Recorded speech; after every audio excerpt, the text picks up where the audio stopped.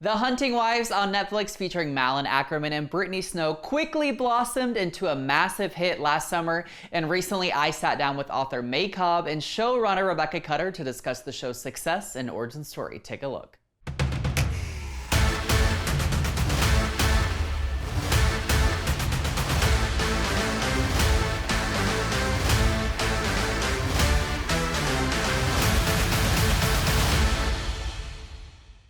May, for you, what was like the original inspiration for the plot and the characters when you're writing the book? Because this is just such a wild idea all the way around. And then I'm curious too, given that you born and raised in Texas and the show is based in Texas, was there like Texas components that you were considering when kind of creatively deciding where this was going to go? Really, the idea for the book came from my mom, and she told me a story about in high school she used to get invited to something called the hunting party, and it was like rich dudes, big cars, shooting rifles at small game like rabbits and stuff. And I thought, how fun would it be to flip that into an all-female club where the women get to behave badly. Yeah. And then the Texas of it is just, I grew up in East Texas, so it's just going to come out on the page, you know.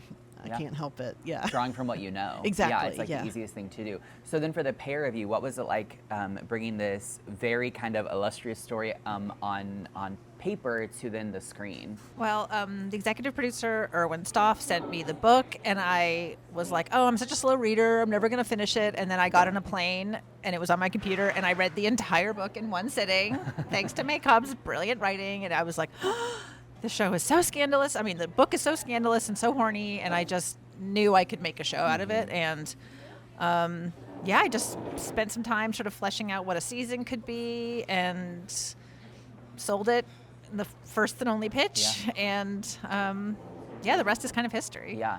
I don't know specifically how like directly involved you all were in casting, but can you speak to the casting of the show a little bit? Because talk about a stacked female cast. I mean, it's brilliant. Yes.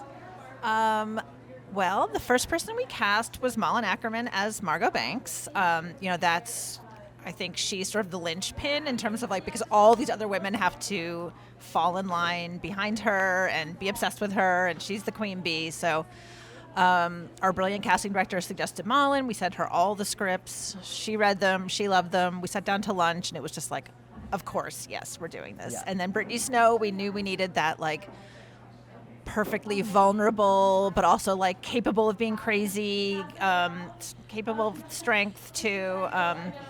We met her, she loved it, like everything just fell in. And then the supporting cast, Katie Lowe's, Jamie Ray Newman, Dermot Mulroney, like all brilliant actors. Some auditioned, some didn't, but like it's all about finding that line between like soapy, campy, big, but also super emotionally grounded, and they all, nailed it. Yeah, I think one of the more interesting things about this show is obviously there's like a lot of certain kinds of activity happening, right? And there's also like just a lot of mystery, but at the same time, I feel like there's this kind of deeper message of like women really finding like friendship and community and like the strength within that and the power within that. So like, in what ways do you hope people, amidst the kind of crazy storyline, take away from that component of it when watching the show?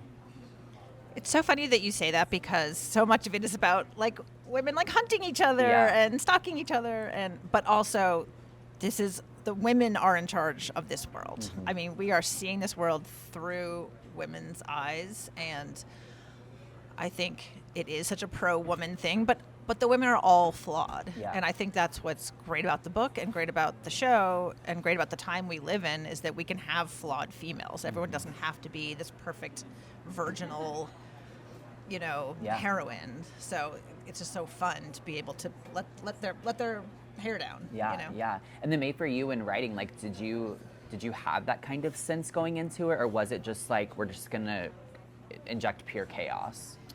Pure chaos. Yeah. I love a good train wreck, and so I was definitely in Sophie's head going on her journey with her. And I did know that I wanted a very complicated queen bee alpha female that's super toxic. And so I love writing about twisty female relationships. Like, they're so intensely close, but then they're also like, who's zooming who, basically. Like, what's really going on, what's going to happen.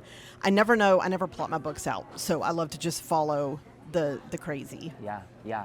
I think that's so cool. And so then obviously you shared the story, like the original inspiration for the book, but in what ways do you think that this show, like what do you think it says about Texas, or in what ways do you think it represents Texas? I mean, I think more than anything, how complex and multi-layered Texas is more than people think. Yeah.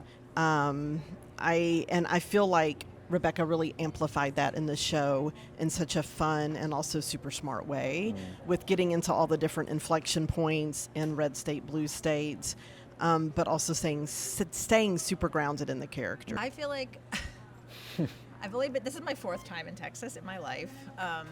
Welcome back. Thank you. So I think a lot of it for me was taking Texas as a character, the sort of larger than life thing, but definitely from an outsider perspective, and that's why I made Sophie be from Cambridge. That's my hometown. Okay. So I was like, let me just lean into the fact that I don't know anything really about Texas, and allow myself to be the fish out of water. But then, people are people everywhere, so it wasn't so hard to make it feel realistic, I guess. Yeah. Obviously, people loved season 1. Like, it just blew up, I feel like. Season 2 is on the horizon. Is there anything you can tease for us about season 2? Season 2, I think everybody's in a different place than they were season 1. There's a lot of sort of reversals of fortune, and I think a lot of really interesting dynamics will come out of these reversals of fortune. There's a reality show. Oh. There's some bikers. There's a lot of stuff going on this season. Okay. So it's really fun. It's just as scandalous, just as shocking, Yeah. just as salacious, just as horny. So stay tuned. You can watch all of season 1 of The Hunting Wives now on Netflix, with season 2 expected later this year.